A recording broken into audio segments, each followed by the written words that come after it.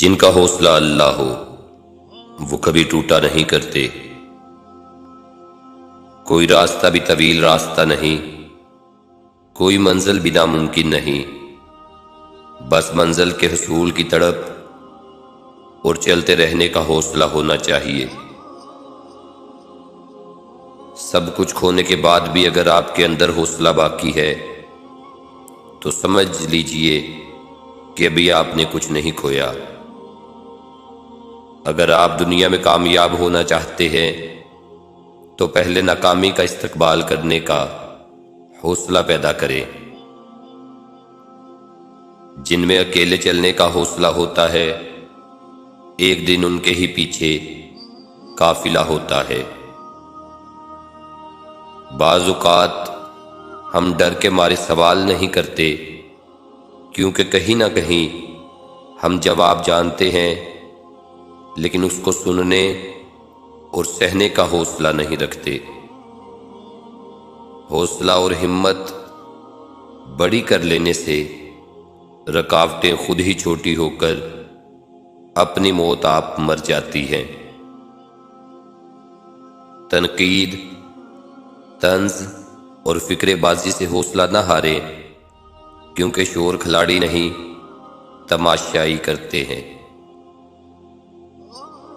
محنت کے بعد انسانوں سے حوصلہ افزائی کی امید رکھو گے تو ضرور مایوس ہو جاؤ گے، اور اگر محنت اپنے رب سے اجر پانے کے لیے کرو گے تو یاد رکھو کبھی مایوس نہیں ہوں گے۔ بچوں کے اچھے کاموں پر ان کی حوصلہ افزائی لازمی کریں کہ اس سے خود اعتمادی میں اضافہ ہوتا ہے۔ کسی کی حوصلہ شکنی مت کرو، ہو سکتا ہے وہ اپنی آخری امید لے کر چل رہا ہو۔ کسی بھی حالت میں اپنا حوصلہ مت چھوڑو، کیونکہ لوگ گرے ہوئے مکان کی اینٹیں بھی اٹھا کر لے جاتے ہیں۔ انسان کسی دوسرے کے لیے کچھ نہیں کر سکتا سوائے اس کا حوصلہ بڑھانے کے۔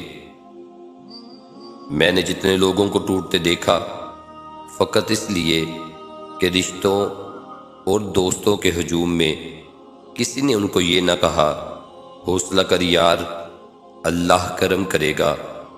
یقین کرے بہت طاقت ہے اس ایک جملے میں۔ حوصلہ افزائی کرنا سیکھیں، پریشان تو سبھی کرتے ہیں۔ معاف کرنے کی عادت اور حوصلہ پیدا کرو، یہ تو اللہ پاک کا کرم ہے کہ اس نے انسان کے گناہوں کی پردہ پوشی کی۔ اگر تمہارے درمیان ایک دوسرے کے گناہ ظاہر ہو جاتے تو تم ایک دوسرے کو دفن بھی نہ کرتے۔ اتنا تو حوصلہ میرے جذبوں کو دے خدا، میں تلخی حیات کا شکوہ نہ کر سکوں۔ چلنا سبھی کو آتا ہے، پر منزل تک پہنچنے کا حوصلہ رکھنے والا ہی ایک اچھا مسافر بن سکتا ہے۔ زندگی کانٹوں کا سفر ہے، حوصلہ اس کی پہچان ہے۔ راستے پر تو سبھی چلتے ہیں، جو راستہ بنائے وہی انسان ہے۔